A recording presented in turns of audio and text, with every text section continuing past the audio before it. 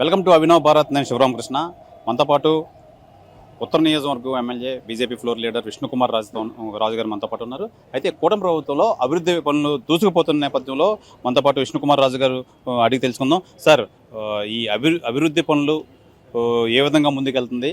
ఈ కూటమి ప్రభుత్వం ఆంధ్రప్రదేశ్ ఏ విధంగా ముందుకెళ్ళిపోతుంది? అత్యంత వేగంతో అభివృద్ధి పనులు జరుగుతున్నాయి. గౌరవ ముఖ్యమంత్రి నారా చంద్రబాబు నాయుడు గారు ఆధ్వర్యంలో, ఆయన నాయకత్వంలో ఒక విజనరీ లీడర్ అంటే ఏ విధంగా చేయగలరో అవన్నీ కూడా చేసి చూపించడం జరుగుతుంది. దీనితో పాటు గౌరవ ఉప ప్రధానమంత్రి గారు, గౌరవ ఉప ముఖ్యమంత్రి గారు పవన్ కళ్యాణ్ గారు, వారు పూర్తి సహాయ సహకారాలతో పాటు ప్రధానమంత్రి నరేంద్ర మోడీ గారు కేంద్రం నుంచి సహాయము బ్రహ్మాండంగా చేస్తున్నారు. దాని వలన అభివృద్ధి కార్యక్రమాలు అద్భుతంగా జరుగుతున్నాయని చెప్పడానికి ఏమాత్రం సందేహం లేదు. దానికి ఉదాహరణ విశాఖపట్నం అభివృద్ధి చూసుకుంటే ఎక్కడా కూడా కని విని ఎరగనటువంటి సిచ్యువేషన్ మనం చూస్తున్నాము. డెవలప్మెంట్ యాక్టివిటీస్ అవనివ్వండి, లేకపోతే ఇండస్ట్రీస్ హబ్ కానీ తయారవుతుంది. అట్లాగే ఐటీ కంపెనీస్ని ఇదివరకు పాత ప్రభుత్వంలో బయటికి వెళ్ళిపోయిన కంపెనీస్ ఇప్పుడు మళ్ళీ వచ్చి పెద్ద ఎత్తున వాళ్ళకి ఇక్కడ ఉపాధి ఇవ్వటం గురించి చేస్తున్నారు. ఇది డెఫినెట్గా దిస్ వన్ ఆఫ్ ది ఒక స్వర్ణయుగం కింద మనము అనుకోవాల్సిన అవసరం ఉంది. ఈ 5 years అట్లాగే రానున్న కాలంలో కూడా మళ్ళీ కూటమి ప్రభుత్వం అధికారంలోకి వస్తుంది. తప్పనిసరిగా ఆంధ్ర రాష్ట్ర పురోగభివృద్ధి అత్యంత అద్భుతంగా జరుగుతుందని తెలియజేస్తుంది. సార్, ఈ సంవత్సరంలో భోగాపురం ఎయిర్పోర్ట్ అయితే రానుంది. దాన్ని బేస్ చేసుకుని మరిన్ని ఐటీ కంపెనీలు వచ్చే పరిస్థితి ఉందా? ఏమని చెప్తారు? భోగాపురం ఎయిర్పోర్ట్ వచ్చిన వలన ప్రయాణికులు ఇంటర్నేషనల్ ఫ్లైట్స్ ఎక్కువ రావడానికి అవకాశాలు ఎక్కువ ఉంటాయి.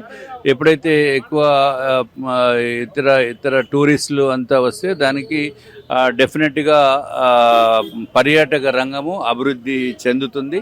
ఇది ఒక్కటే కాకుండా మిగిలిన హోటల్స్ అన్నీ కూడా రావడానికి ఎక్కువ స్కోప్ ఉంటుంది. కాబట్టి అభివృద్ధి దాని వలన కూడా జరుగుతుందని చెప్పడానికి మాత్రం సందేహం లేదు. సార్, వైఎస్ఆర్సీపీ ప్రభుత్వం హయాంలో కంపెనీలు వెనక్కి వెళ్ళిపోయి నిరుత్సాహపరిచే అందరినీ, కానీ ఇప్పుడు తనంటూ తాను వాళ్ళే ముందుకు వస్తున్నారు. ఏంటి అసలు కేంద్ర ప్రభుత్వం ఏ విధంగా సహకరిస్తుంది? ఇప్పుడు కూటమి ప్రభుత్వం ఉన్న వలన అది సాధ్యపడుతుంది. ఎందుకంటే భారతీయ జనతా పార్టీ, తెలుగుదేశం పార్టీ, జనసేన ఈ 3 పార్టీల కలయిక ఒక అద్భుతమైన కలయిక. ఈ 3 పార్టీలు ఎప్పుడైతే కలిసి ఉన్నాయో అది చాలా కాన్ఫిడెన్స్ లెవెల్స్ అబ్నార్మల్గా బూస్టప్ అయిన మాట వాస్తవము. ఎందుకంటే కేంద్ర ప్రభుత్వము నరేంద్ర మోడీ గారు ఇంకా మళ్ళీ నరేంద్ర మోడీ గారి భారతీయ జనతా పార్టీ నేతృత్వంలోనే కేంద్ర ప్రభుత్వము మళ్ళీ గవర్నమెంట్ ఫామ్ చేస్తుంది. ఇది డబుల్ ఇంజిన్ సర్కార్ కింద ఉన్న వలన ఇది అభివృద్ధికి సాధ్యమవుతుందని చెప్పి తెలియజేస్తారు. సార్, వైసీపీ ప్రభుత్వం అయితే క్రెడిట్ చోరీ అని చెప్పి ఒక వినూత్నమైన పదాన్ని వాడుతున్నారు. ఏం చెప్తారు మీరు?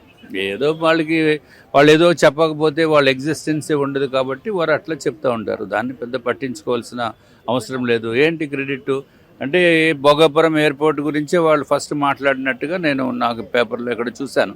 అది దీంట్లో ముందు గౌరవ ముఖ్యమంత్రి నారా చంద్రబాబు నాయుడు గారు ఉన్న సమయంలోనే భోగాపురం ఎయిర్పోర్ట్కి శంకుస్థాపన జరిగింది. తర్వాత జగన్మోహన్ రెడ్డి గారు ప్రభుత్వంలో ఏర్పాటు చేసిన తర్వాత మళ్ళీ ఆయన చేశారు. ఇది క్రెడిట్ చోరీ ఎవరు చేసినట్టు? ఇది క్రెడిట్ చోరీ చేస్తున్నది వైఎస్ఆర్సీపీ. దాంట్లో ఏమాత్రము సందేహం లేదు. ఇదొక్కటే కాకుండా మనకి ఏదైతే ఐటీకి గురించి అదానీ ఇచ్చిన డేటా సెంటర్ గురించి ఇదివరకు ఇస్తే అది కూడా లాంగ్ బ్యాక్ చంద్రబాబు నాయుడు గారు ఉన్న సమయంలోనే ఇవ్వటం జరిగింది. తర్వాత మళ్ళీ జగన్మోహన్ రెడ్డి గారు వచ్చాక మళ్ళీ శంకుస్థాపన చేశారు.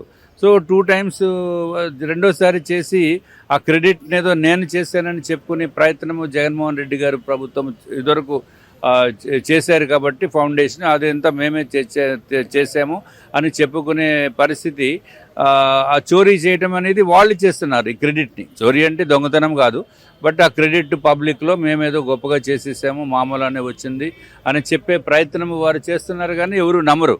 ఆ చెప్పే ప్రయత్నం ఏదో అసెంబ్లీకి వచ్చి చెప్పాలి. అసెంబ్లీకి కూడా రాకుండా ఊరికే పేపర్ స్టేట్మెంట్లు ఇస్తే ఉపయోగం లేదు. సో డెఫినెట్గా